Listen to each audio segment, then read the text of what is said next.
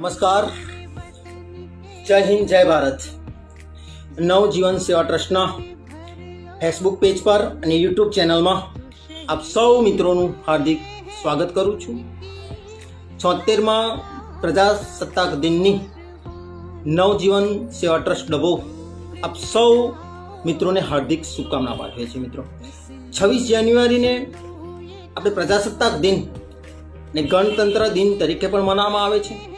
પ્રજાસત્તાક દિન શા માટે મનાવવામાં આવે છે?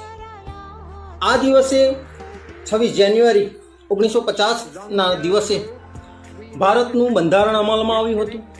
મિત્રો, બંધારણના ઘડવૈયા ડૉક્ટર ભીમરાવ આંબેડકર સાહેબને આપણે યાદ કરીએ છીએ. મિત્રો, ભીમરાવ આંબેડકર સાહેબ હંમેશ કહેતા કે શિક્ષણ એ સિંહણના દૂધ જેવું છે, જે પીવે છે એ ગર્જના